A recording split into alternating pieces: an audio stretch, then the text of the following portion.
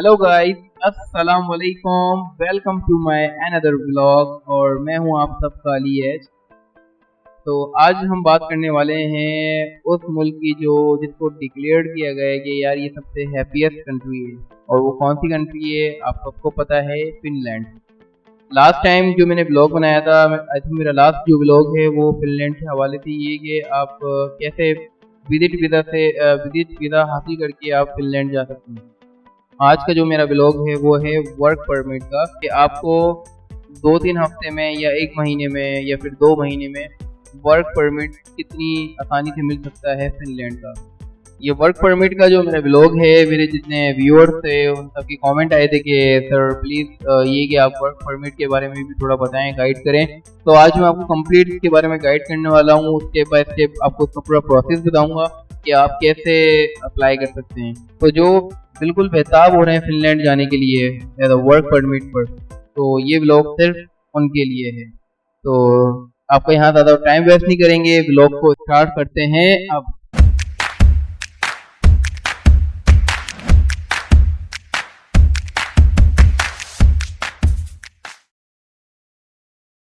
तो गाइस, आज मैं बात करने वाला हूँ वर्क परमिट के बारे में कि आप फिनलैंड में वर्क कर कैसे जा सकते हैं। और इसमें सिर्फ मैं आपको 3 चीज़ें बताने वाला हूँ। उन 3 चीज़ों को आपको फॉलो करना है।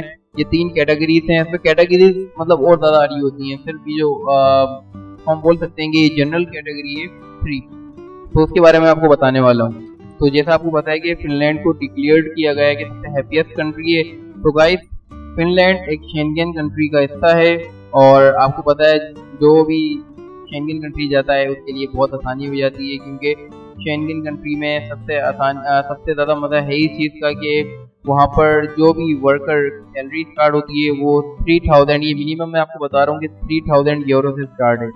ये मिनिमम मतलब 3000 यूरो से स्टार्ट है। तो आप अंदाज़ा लगा लें कि जब आपके पास एक्सपीरियंस आ जाएगा तो आपकी सैलरी कहाँ तक पहुँच सकती है।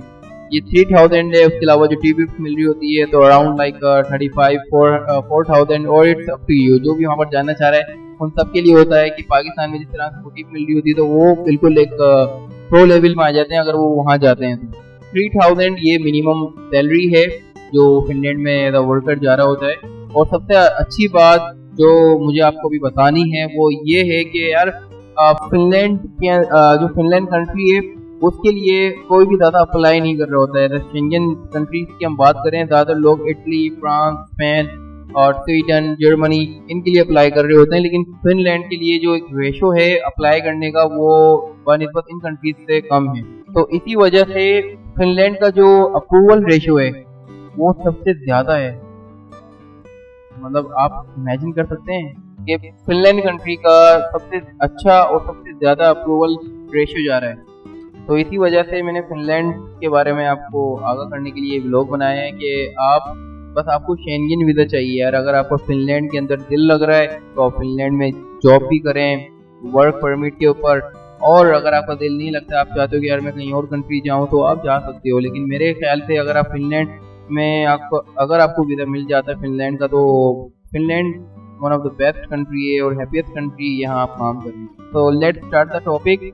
अब हम बात करेंगे फिनलैंड का वीज़ा आप कैसे और कितनी जल्दी हासिल कर सकते हैं एज अ वर्क परमिट पर। तो गाइस, इसमें 3 कैटेगरी सारी होती हैं, जिसमें से जो फर्स्ट कैटेगरी है वो है सीजनल वर्क।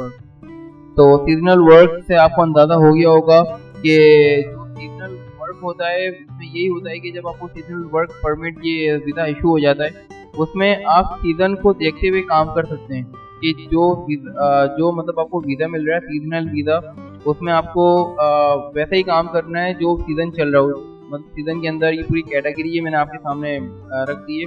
तो इनको आप देखें कि सीज़न के मुताबिक किस कैटेगरी में आपको वीज़ा अप्लाई करना है। और उसके बाद ये कि आपको मेरे ख्याल से 3 से 4 वीक लगेंगे और आपको वीज़ा आराम से मिल जाएगा। कैटेगरी बहुत लंबी है, मैं आपको पढ़ के तो नहीं बता सकता, लेकिन आपके सामने पूरी कैटेगरी है, इसको आप देखें। और ये 3 to 4 वीक लगेंगे और आपको उसका वीज़ा मिल जाएगा। तो इसकी जो फीस है वो है 490 यूरो।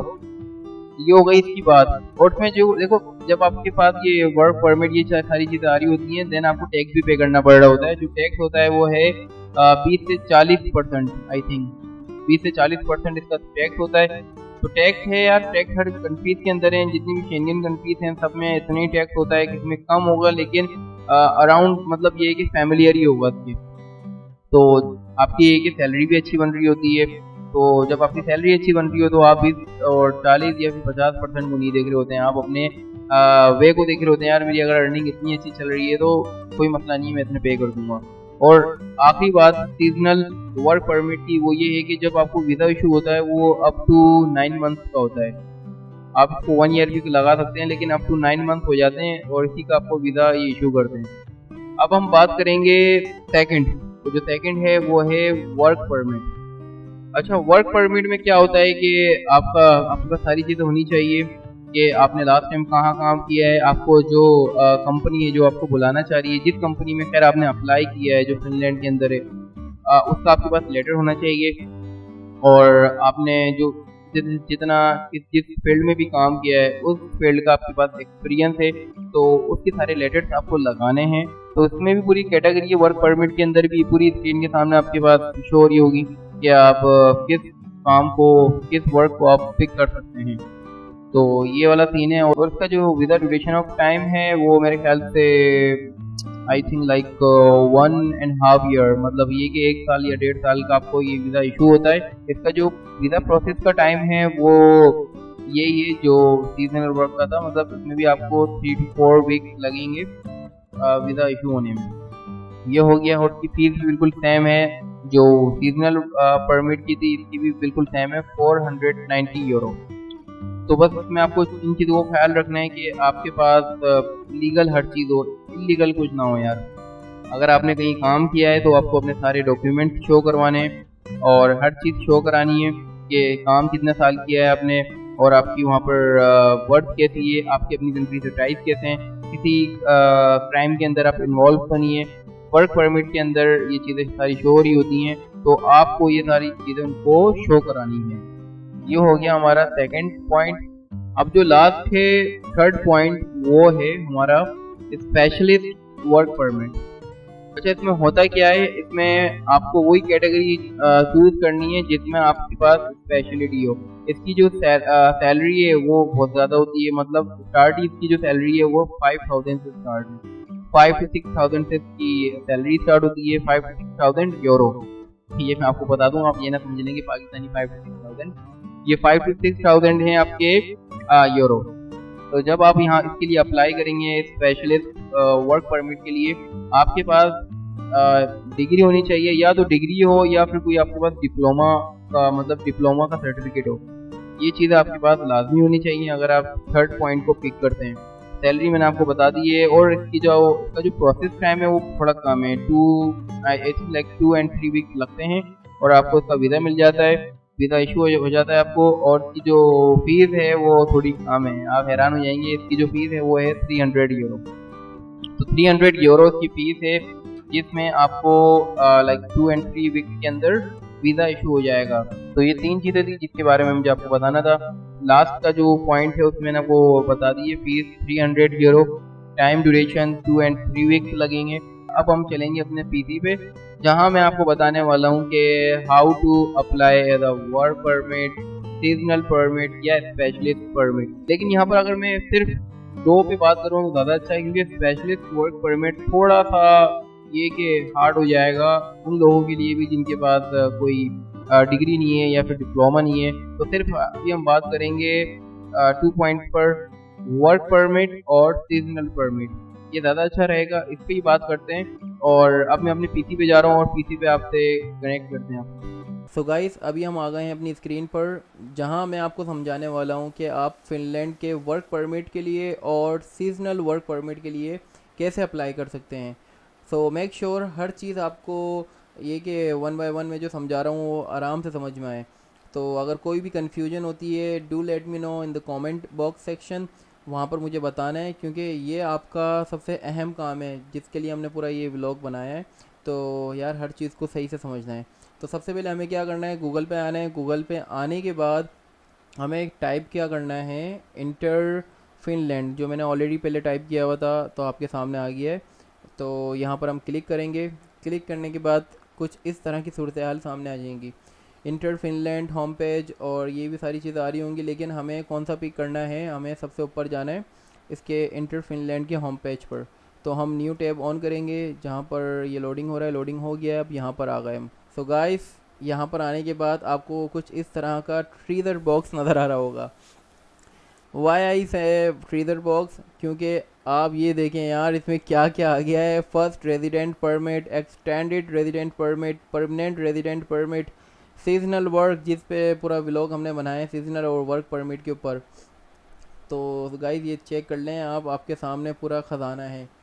अगर आप चाहते हैं कि अली एच इस पे पूरा एक व्लॉग बनाए तो मुझे बताएं कमेंट बॉक्स के अंदर, ताकि ये कि इसके ऊपर मैं पूरा आपको गाइड कर सकूं कि इसके लिए फ़र्स्ट रेजिडेंट परमिट के लिए आपको किस चीज़ की, कौन से डॉक्यूमेंट्स की ज़रूरत होती है। दैन सेकंड आ रहा है, थर्ड आ रहा है, फोर्थ है, फिफ्थ है, सिक्स्थ है।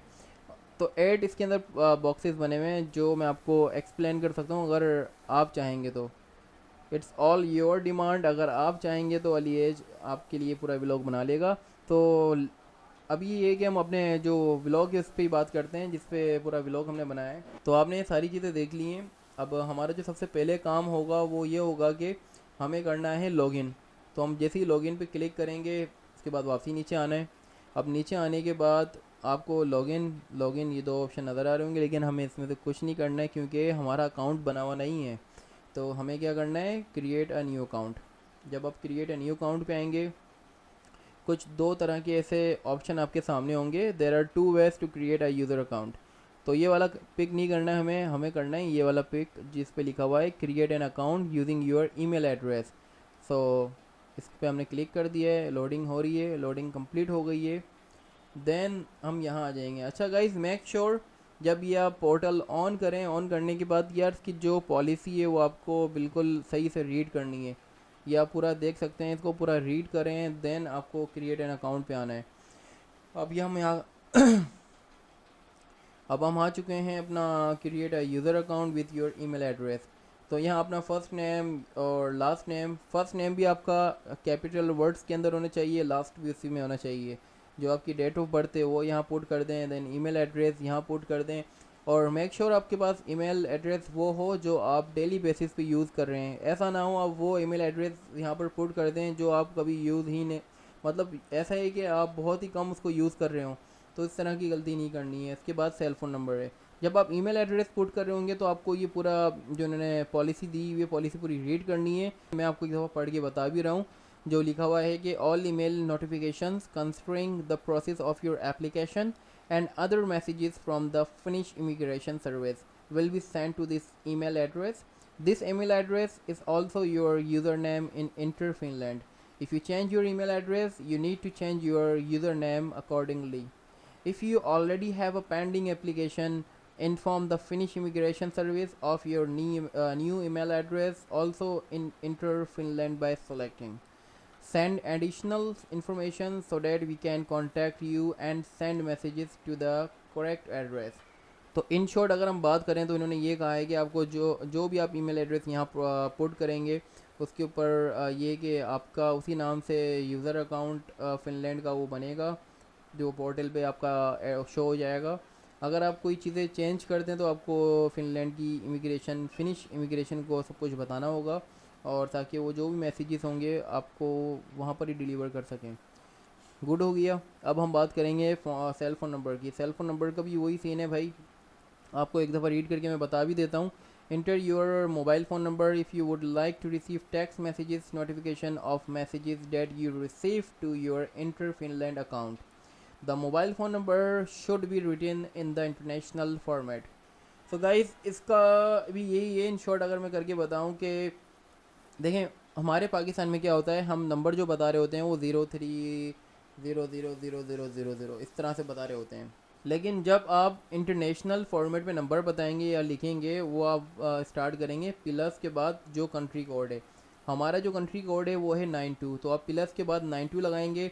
देन जो आपका नंबर है वहाँ से स्टार्ट करेंगे, ज़ीरो नहीं लगाना है आपको, स्टार्ट करना है 3 से। 3 है कुछ भी वट एवर, तो आपको ज़ीरो नहीं लगाना है। प्लस 92 के बाद जो आपका नंबर आ रहा है 321 जो भी है XYZ, वो आपको यहाँ पर पुट करना है। तो ये दो ऑप्शन भी कंप्लीट हो गए। देन आपको पासवर्ड अपना यहाँ एक दफ़ा ऐड करना है। उसके बाद वही पासवर्ड अगेन यहाँ पुट करना है। गुड हो गया है। तो सारी चीज़ें आपने रीड कर ली हैं। रीड करने के बाद आपको उस पर क्लिक करना है और ये भी बता देना है कि I have read and I accept the term of use. So guys ये आपका आखिरी काम था, मतलब ये करने के बाद आपका अकाउंट बन जाएगा। देन आप पोर्टल पे आ जाएंगे जहाँ आपको सिर्फ 2 पॉइंट पिक करने हैं। कौन सा, एक वर्क परमिट जिसके बारे में मैंने आपको बताया है, और दूसरा है seasonal work permit. So guys अपने ऊपर थोड़ा ये कि अकेले में बैठे हैं और आप ये सोचें कि आपको कौन सी कैटेगरी को पिक करना है। अगर आप सीजनल वर्क के लिए गुड हैं तो आप वो पिक करें। अगर आप वर्क परमिट, आप ये सोचते हैं कि अभी मैं वर्क परमिट के लिए गुड हूँ और मैं वहाँ पर एक अच्छा काम कर सकता हूँ, तो वो भी अच्छा है, क्योंकि सीजनल वर्क का जो मैंने आपको बताया वो अप टू 9th मंथ का होता है, और जो वर्क परमिट आपको मिलता है वो मिलता है 1.5 साल का, 1.5 ईयर। तो जो भी आपको अच्छा लगे आपके लिए बेहतरीन है, क्योंकि आपको बस एंट्री करनी है फ़िनलैंड के अंदर। अगर आप सीजनल वर्क के लिए भी जाते हैं, आपकी एक इमेज उनके सामने एक अच्छी शो हो रही होती है, दैन वो आपको देर नहीं करेंगे, मतलब ये कि ज़्यादा बेनिफिट देने में। सो गाइस ये कि ये सारा लीगल वे है, लीगल वे को फॉलो करना है, इलीगल वे पर नहीं जाना है बिल्कुल भी। तो बस ये आपको मुझे बताना था, इसको ध्यान में रखना है आप सबको। तो गाइस इस ब्लॉग के अंदर मैंने आपको सब कुछ समझा दिया स्टेप बाय स्टेप कि किस तरह से आप फिनलैंड का एक वर्क परमिट या फिर सीजनल परमिट ले सकते हैं। तो सारी चीज़ें मैंने आपको स्टेप बाय स्टेप बताई हैं। और आखिरी बात मैं ये करना चाहूँगा, देखो मेरे पास जो एक्सपीरियंस था एज आपको गाइड करने का, उसमें मैंने कोई कसर नहीं छोड़ी है, आपको हर तरह से सही से बिल्कुल गाइड किया है। तो इन चीज़ों का आपको ख्याल रखना है। और आपका वीज़ा लगे या ना लगे, देखें ये एज हम लक की बात कर सकते हैं, आपके पास डॉक्यूमेंट कंप्लीट होनी चाहिए। डॉक्यूमेंट्स आप अपने सारे कंप्लीट रखें और उसके बाद फिर दुआ करें, क्योंकि दुआ से नसीब भी बदल जाते हैं। तो सारी चीज़ें मैंने आपको बता दी, इन चीज़ों को ख्याल रखना और इंशाल्लाह आपका जो वीज़ा लगने के चांसेस हैं वो 90% हो जाते हैं। बस डॉक्यूमेंट सारे आपके कंप्लीट हों, हर चीज़ कंप्लीट हो, तो वीज़ा लगना इतना मुश्किल नहीं है, लग जाएगा आराम से। बस इन चीज़ों का आपको ख्याल रखना है। तो जो भी इस ब्लॉग को देख रहा है वो चाहे पाकिस्तान से है, इंडिया से है या फिर बांग्लादेश या श्रीलंका, कहीं से भी है, वो इन चीज़ों को बिल्कुल फॉलो करना है, क्योंकि जो रूल्स हैं, जो डॉक्यूमेंटेशन होनी है वो हर कंट्रीज में बिल्कुल सेम ही है। तो फीस के बारे में जैसे ही मैंने आपको बताया है ऑलरेडी, मैं आपको वापसी बता रहा हूँ। जो फीस सीजनल परमिट की बात करें वो है मेरे ख्याल से 490, और 490 की बात अगर हम VFS, क्योंकि हमारी उसके बाद बायोमेट्रिक होना है, जैसे मैंने आपको बताया कि बायोमेट्रिक होगा और बायोमेट्रिक की फीस होती है VFS की ग्लोबल। तो दोनों की अगर मिलाएंगे तो आप कैलकुलेट कर लेना कितनी हो रही है, क्योंकि हर कंट्रीज की फीस थोड़ी अलग है। इंडिया की हम बात करें तो इंडिया की फीस अलग है, पाकिस्तान की बात करें तो पाकिस्तान की फीस अलग है। अलग से जो मुराद है वो यही है कि यार जो यूरो है, यूरो दोनों कंट्रीज का मतलब यही सेम नहीं है, डिफरेंट है। तो आप कैलकुलेट कर लेना, मैंने आपको बता दिया है 80 यूरो आप फीस है इसकी। तो जितना भी हो रहा हो आपको कैलकुलेट करना है। तो इसके जो लिंक है वो मैंने अपनी डिस्क्रिप्शन के अंदर ये के पुट कर दिए हैं, और अपने कमेंट्स के अंदर भी मैं लगा दूंगा, ताकि आपको और ज़्यादा आसानी हो। आप सिर्फ लिंक पर क्लिक करेंगे, आप फिनलैंड के पोर्टल पे आ जाएंगे, जहाँ से आपको ये आसानी हो जाएगी कि यार मुझे अप्लाई कहाँ करना है। तो गाइस मेरा काम यहाँ तक था, तो हर चीज़ मैंने आपको 1 बाय 1 समझा दी है। अगर फिर भी आपके दिमाग में कोई कंफ्यूजन हो रही हो या फिर कोई आपके दिमाग में कोई सवाल है, आप प्लीज़ मुझे कमेंट्स में बताएं, इंशाल्लाह मैं आपको उसका जवाब दूंगा। तो गाइस अब मिलेंगे अपने नए व्लॉग में, जब तक के लिए मुझे इजाज़त दीजिए। अल्लाह हाफ़िज़।